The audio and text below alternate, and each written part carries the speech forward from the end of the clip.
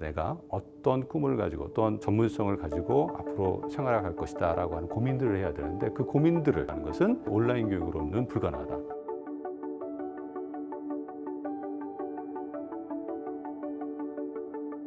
보통 사회현상이 최근 들어서는 단순하지 않고 복잡게 성격을 띠거든요. 하나의 현상이 그 현상에서 끝나는 것이 아니라 다른 결과를 초래하는 경우가 많고, 이것이 다른 분야, 현상에 영향을 미치는 것을 많이 볼 수가 있습니다. 대학의 장점은 뭐냐면 전문가들의 다양성을 확보하고 있다는 거죠. 한 영역에서의 파장이 다른 영역으로 어떻게 확장될 것인지를 종합적으로 볼 수 있는 그러한 역할을 대학이 가장 잘할 수 있고, 또 그 역할을 해야 된다. 그 과정에서 보지 못하는 부분들, 틈새라고 하는 것들, 이런 것들을 잘 찾아내는 것이 연구기관으로서 대학이 해야 될 역할이 아닌가 생각합니다.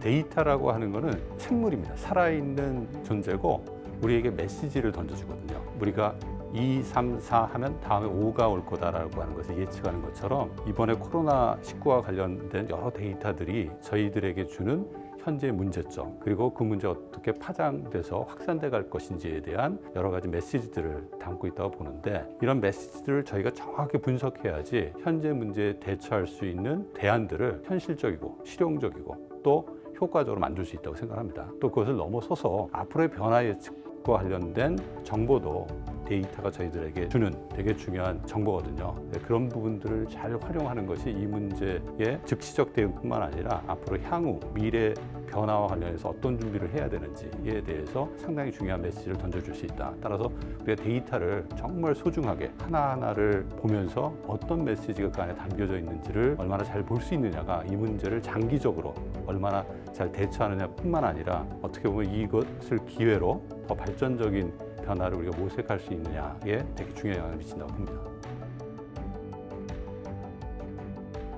사실 이번 코로나19 사태를 경험하면서 교육이라고 하는 것이 단순히 지식을 주고받는 것이 아니다라고 하는 것을 실감했을 거예요. 사실 인터넷 강의 보면 유명한 사람들이 강의하는 거 많거든요. 근데 그 강의를 들어도 학생들에게 산 지식으로 전달이 안 돼요. 그럼 왜 그러냐면, 교육이라고 하는 건 그 사람의 생각 체계, 고민들을 공유하는 건데, 그 공유할 수 있는 장이 온라인 가지고는 해결이 안 되는 거죠.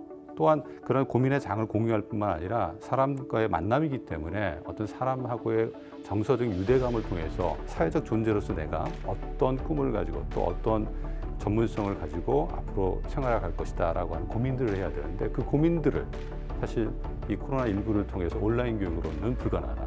따라서 학교 교육의 기능도 실제 지식의 전수가 아니라 지식을 넘어서서 사람과의 만남, 사회하고의 만남, 그 안에서 내가 무엇을 해야 될지에 대한 고민, 이런 것들을 경험할 수 있는 장으로 학교 교육이 탈바꿈할 수 있는 그런 기회가 되어야 한다 생각합니다.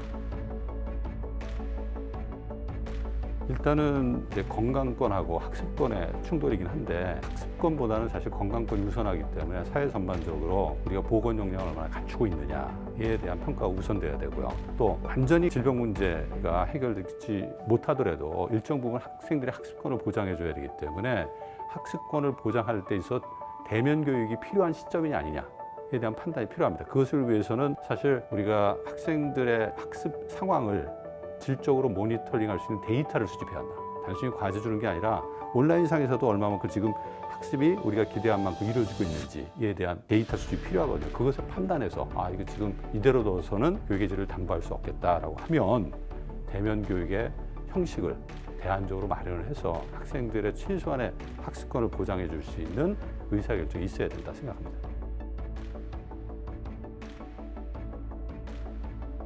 공부하는 이유를 분명히 알아요. 그게 공부의 목적이거든요. 그 다음에 그 공부의 목적이 개인적인 결과물을 성취하는 데 그치지 않는다. 그걸 통해서 내가 무엇을 하고 싶다. 적어도 내가 어떤 가치를 추구하고 있다라고 얘기는 하지 않더라도 내가 하는 일이 다른 사람하고의 관계 또는 사회공동체하고 관계 속에서 어떤 의미를 갖는다라고 하는 것은 간접적으로 인식하고 있는 경우가 많아요. 그런 목적의식이 힘들 또 지칠 때 이것을 끌어줄 수 있는 힘이 되거든요. 그래서 사실 우리 학생들이 가지고 있는 가장 큰 딜레마가 좋은 대학 가는 거, 좋은 직장 가는 거, 그것이 사회적 의미는 하나도 없거든요. 그런 사회적 의미를 갖지 못하는 추상적인 목표보다는 내가 뭘 하고 싶고 하고 싶은 일이 사회적으로 어떤 의미를 가질 수 있다라고 하는 거를 조금이라도 생각해 보면 내가 공부하는 이유가 생기기 때문에 힘들어도 더 노력할 수 있는 원동력이 될 수 있다. 그리고 그러한 과정을 통해서 조금씩 나아가다 보면 정말 공부 잘하는 사람이 되죠.